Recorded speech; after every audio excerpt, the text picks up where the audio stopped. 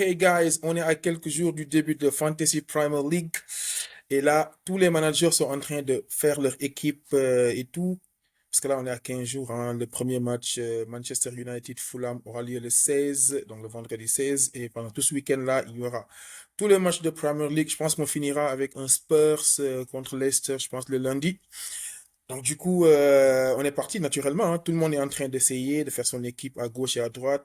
J'ai essayé de regrouper en fait les quelques équipes que j'ai vues à gauche et à droite et qui m'ont le plus séduit. Si on prend par exemple la toute première équipe, hein, ça fait partie des équipes qui m'ont beaucoup marqué. Je commence clairement avec les équipes qui ont fait le choix de ne pas avoir Haaland et qui ont fait le choix d'avoir Salah.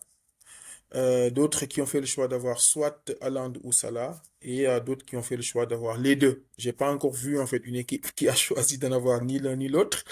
Mais typiquement, quand on regarde cette équipe-là, alors moi la première chose qui me frappe, hein, c'est ce double défense de Tottenham. Hein. Je l'aurais pas fait, mais on voit en fait que la personne a plutôt fait une défense plutôt pauvre hein, en termes de coûts.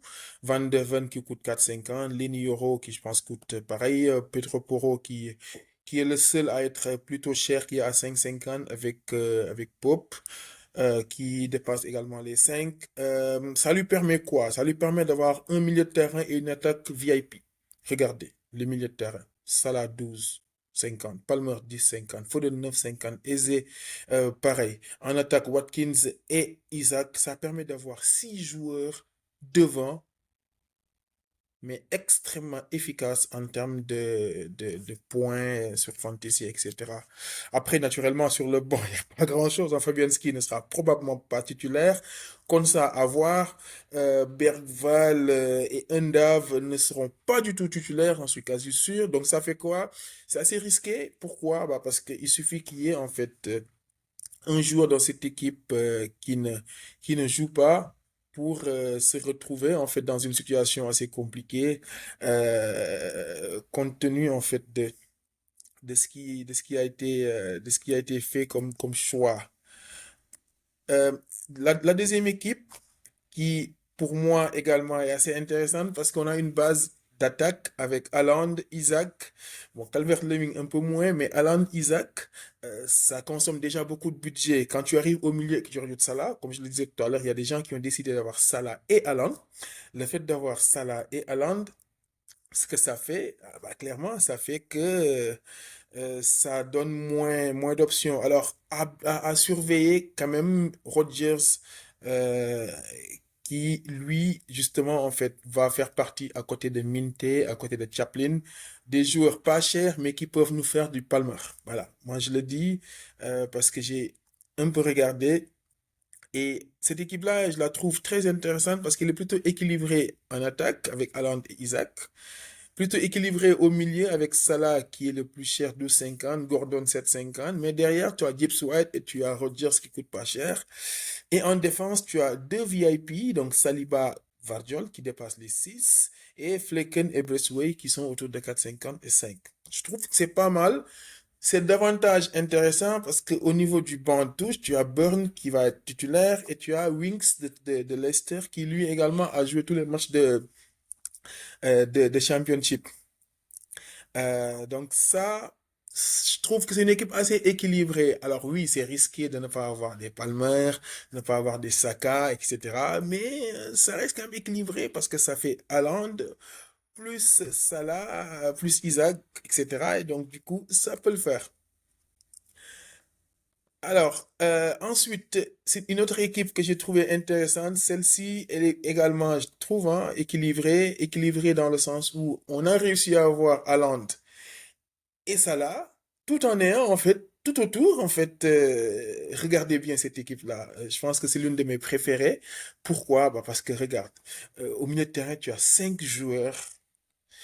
C'est pas forcément des VIP, mais c'est 5 joueurs qui sont des joueurs à points. Nkunku, on est en train d'avoir un gros débat. Comme il est revenu, et on a vu que pendant les périodes, les matchs de préparation, c'est lui qui prend les penalties.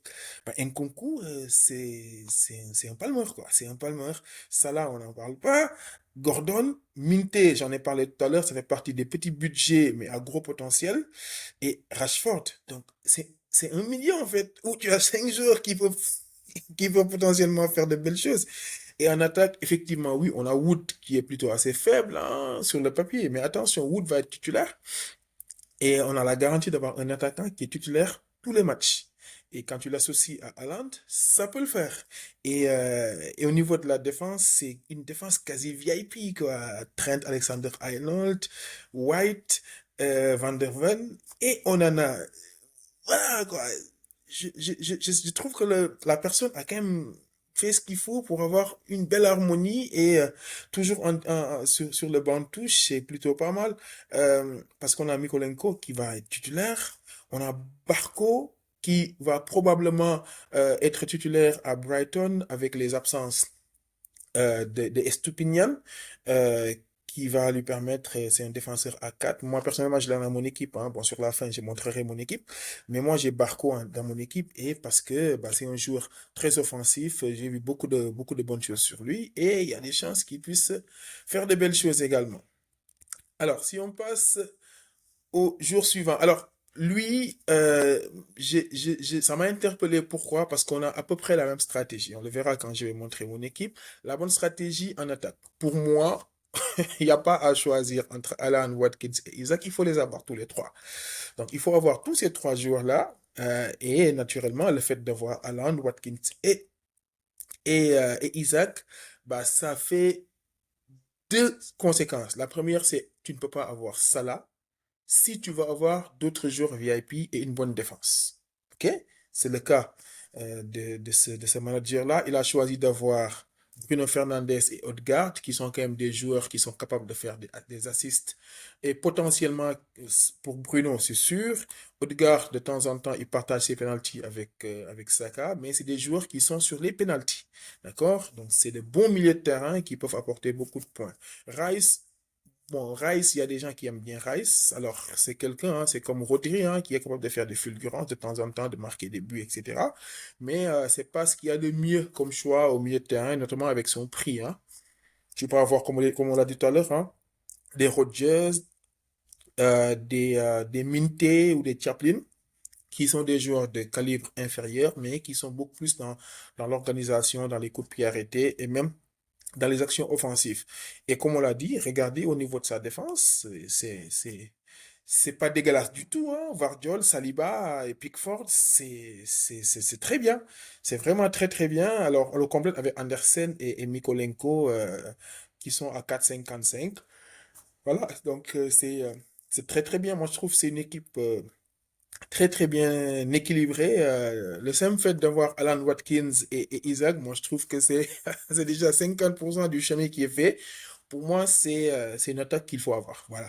Et sur le banc, on a Soucek et Barco qui potentiellement pourraient monter si jamais il y a des absents sur l'équipe de base. Alors, une autre équipe, toujours dans la logique Salah plus Alan. Salah plus Haaland. Donc la conséquence, hein, quand tu as Salah plus Haaland et que tu rajoutes Watkins, c'est que forcément à côté, tu vas avoir des joueurs moins bling bling quoi. Après, à voir, hein, on a Eze ici, on a parlé de Rodgers tout à l'heure qui peut être extrêmement intéressant. Kulusevski, qui lui aussi, voilà, est quelqu'un qui est très bon sur des fulgurances.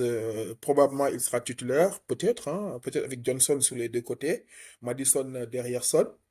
Voilà. Mais le problème de Kulusevski, c'est que généralement, il ne joue pas à 90 minutes. Voilà, c'est un joueur qui a tendance à jouer 60 minutes et à céder sa place parce qu'il y a des Werner, il y a des Richarlison, il y a pas mal de joueurs en fait qui peuvent également apporter des solutions aux Spurs.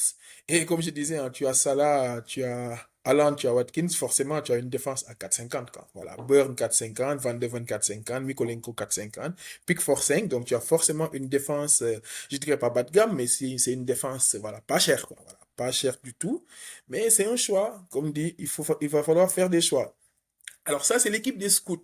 Alors les scouts, c'est quoi? C'est la combinaison, on va dire, voilà, des gens sur Fantasy qui sont très très doués pour faire des recherches, qui sont censés connaître les jours, etc. Donc ça, c'est une combinaison que Fantasy a proposée comme étant en fait l'équipe des scouts. Alors, on voit la base. Haaland plus Salah. Ça, c'est la base. Je pense que ceux qui ne feront pas Haaland plus Saka, plus Salah, c'est qu'ils sont des kamikazes. Je trouve que c'est des kamikazes. Si tu ne fais pas, en tout cas sur les 5 premiers game week, Haaland plus Salah, pour moi, c'est mandatory, quoi. C'est mandatory en fonction des adversaires qu'ils vont avoir. Liverpool va avoir des adversaires, je ne vais pas dire faciles, mais abordables, hein. Ipswich, etc. C'est plutôt pas mal comme adversaire. Donc les scouts, c'est Haaland est un peu partout avec les managers qui m'ont semblé extrêmement intéressantes. Euh, je vais vous partager mon équipe à moi. Et j'ai pas réinventé la roue, hein. Je suis parti clairement sur la base déjà Haaland plus Salah. Ça, c'est la base. La deuxième base, c'est il faut avoir une attaque avec Watkins et Isaac. Pourquoi? Pourquoi selon moi c'est important?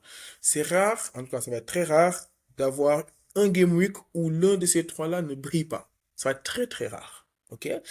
Le fait d'en choisir un ou deux, c'est de courir le risque justement en fait de ne pas tomber sur le game week concerné. Alors c'est ça, c'est ma logique. Peut-être que c'est pas forcément une bonne logique, mais je trouve que ces trois-là, ça va être difficile d'être sur un game week où les trois ne brillent pas. OK? Et si les trois brillent sur un seul game week, ça c'est un jackpot. Mais je suis sûr que sur un game week, il va y avoir un des trois qui va mettre un ou deux, un doublé, etc. Donc tu vois, ça c'est déjà en fait quelque chose qui fait que ne pas les avoir tous les trois, pour moi, c'est impensable. Ensuite, je l'ai dit tantôt, sur les 3 premiers game week, les 5 premiers game week, c'est ça là, c'est ça là, c'est des fixtures qui sont pour moi très très avantageux. On a vu le but de Salah sur le match amical de Liverpool, bah, c'était hier. Ça montre en fait que Salah, il y a quelqu'un qui disait que Salah, ce qui lui posait problème, c'était ses cheveux. Salah, je pense que cette saison, en tout cas sur les premiers game week, il y a des chances qu'il explose tout. Donc voilà. Donc c'est ça qui justifie moi. Donc la première base, c'est Haaland plus Salah. Et ensuite, c'est les trois attaquants en vue. Et l'autre chose, c'est que ce qui est bien, c'est que comme c'est des joueurs chers, si ça marche pas, tu as de la marge. OK? Et voilà, pour compléter mon équipe, notamment au niveau du milieu, donc c'est Nkunku et c'est Garnacho, c'est des milieux de terrain assez offensifs à 6,5. OK, si j'avais un peu plus d'argent, donc si j'avais 1 million de plus, j'aurais pris Gordon. Mais je me dis que comme j'ai Isaac, bon, le fait de ne pas avoir Gordon, c'est pas vraiment problématique, d'autant plus que c'est Isaac qui est sur les penalties. Voilà.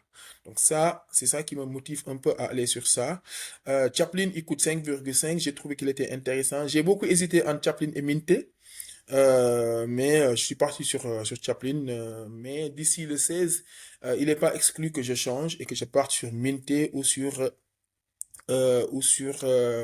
comment il s'appelle, Rodgers, ok? Et au niveau de la défense, hein, Robertson, pourquoi? J'aurais pu utiliser un défenseur à 4,50 ou 5 et prendre les 1 de plus et aller prendre Gordon, mais ça m'aurait fait peut-être un milieu de terrain à 5 alors que je vais avoir un milieu à 4 parce que j'ai trois attaquants. Donc du coup, ça me permet d'aller prendre Robertson. Si j'avais un peu plus d'argent, j'aurais pris Trent, mais il coûte trop cher. Pourquoi Robertson? Parce que je trouve que les premiers game week de Liverpool vont être des game week assez simples. Donc, j'espère qu'il pourra, à défaut de faire des clean sheets, il pourra faire un assist parce que Liverpool risque d'être assez offensif, etc. Donc, Pickford, hein, moi, ça va être mon gardien, je pense, pendant 38 game week. S'il ne lui arrive pas malheur, il sera mon gardien surtout. Et donc, je complète avec des défenseurs à 4,5. Hein. Barco, comme je l'ai dit tantôt tout à l'heure, qui va être une bonne option de remplacement le temps que Estumian revienne. Et comme il est assez offensif de ce que j'ai vu sur Internet, ça peut être intéressant. Et puis Van de Ven, pourquoi? Parce que je ne peux pas avoir Pedro Porro, c'est tout. Sinon, j'aurais pris Porro. Voilà, voilà. Et puis sur le banc, Castagne, je ne le mets pas titulaire parce qu'il joue contre Manchester United, mais probablement il va être mon titulaire à la place de Barco lorsque les choses vont évoluer. Turner en deuxième gardien, pourquoi? Parce qu'il coûte 4, il peut être titulaire et il permet justement de ne pas avoir sur le banc un gardien cher. Et puis Mosquera, il coûte également 4. Je pense que c'est lui qui va remplacer Killman. Donc, du coup, je le prends en attendant. Et puis, si les choses évoluent, on verra, ça peut me servir en défenseur à 4. Voilà. Et comme il joue sur les premiers Game Week Arsenal et je pense Liverpool, donc, du coup, je le mets au fond de mon banc en attendant. Voilà les quelques éléments. Et puis, l'équipe peut changer. L'équipe peut changer, mais si ça change, je reviendrai pour un peu voir d'autres équipes et commenter d'ici le début du Game Week, en Game Week 6. Voilà, voilà. Merci et à bientôt.